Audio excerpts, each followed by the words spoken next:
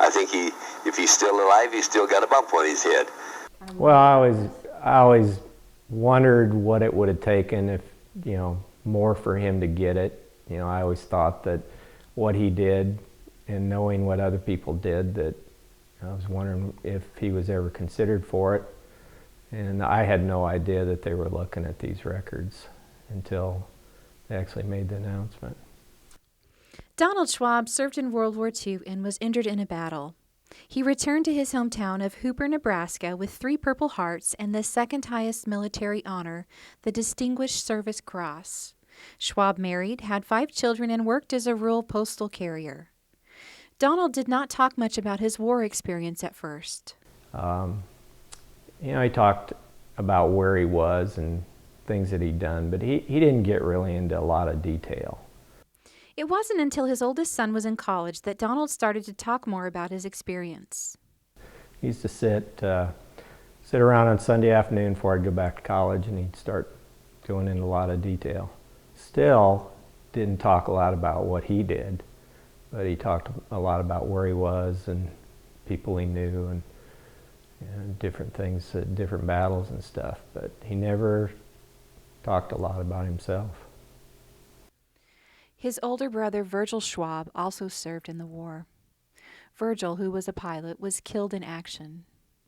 Donald was deeply impacted by his brother's sacrifice. He kept his brother's West Point uniform hanging in his closet. Savannah Schwab, MSSU student, began researching her grandfather's time in World War II. Savannah started a blog, letterstomygrandfather.com, to document her journey and honor her grandfather. On the blog, she shares letters she wrote to her grandfather wishing he were here. I think that my grandfather really highly regarded the fact that his brother actually gave up. He was willing to risk everything and lost his life to serve in the military and for his country. So I think that's one reason why we didn't hear a lot of stories about my own grandfather's time in the war, because it was more of like my grandfather's brother was the real hero. Donald Schwab is described by his family as a loving family man who was active in his community and church. He served on the school board and volunteered in the Veterans of Foreign Wars and American Legion posts. He organized the military funerals. He was commander of the firing squad. And he always said that's how he honored his brother. Terry and his brother encouraged their father to document his time in combat. In the 90s, he began making audio recordings. We'll get into the nitty-gritty of the whole thing. We're at Lourdes in France. On September 17, 1944, Donald was ordered to lead his company of over 30 men against heavy fire from a German machine gun nest. His commander told him to take his men and take out this machine gun nest. And he talked about it, not in great detail, but he did tell that, he charged the machine gun nest by himself, and he said he hit the German machine gunner in the head with his rifle, butt of his rifle. Didn't shoot him, but he didn't talk about that his men were pinned down and that he helped take his men back after they'd been wounded or killed, and why he decided to do it on his own, he never did say. Donald died in 2005 at the age of 86.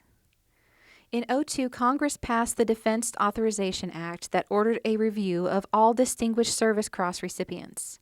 During the review, records of several soldiers were found to have been worthy, actually, of the Medal of Honor, the highest military award. On that list was First Lieutenant Donald K. Schwab. And I think they started with over 6,000, and they kept narrowing it down. They got down to 24. So he was one of the 24. President Barack Obama called Terry, Donald's son, at work one day in 2013 to share the news.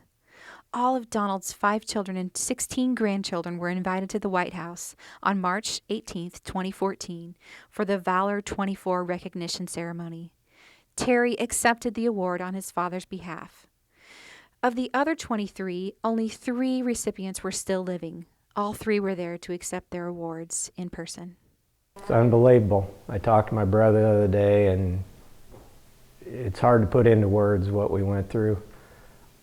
I don't know how you could top anything like this. I mean, it's just, you know, meeting the president, meeting the family members of the recipients, and then, of course, the 3 living recipients was unbelievable. It's just a great experience. There have been less than 3,500 total recipients ever in history. It is the highest award for valor in combat that can be awarded. There are fewer than 80 living recipients today. But, you know, we learned more that, you know, they advanced 3 times, and, you know, he got his men down, and, you know, they got the wounded back, and the 3rd time they were pinned down, he told his men to stay down. And he took off. So, again, I've been asked multiple times, why do you think your dad got up and did this on his own? And, you know, the only thing we can think of is that, you know, the German just, you know, got him so mad that, I know the words he used, but, you know, he just thought that, you know, he needed to go up there and do it, so he did.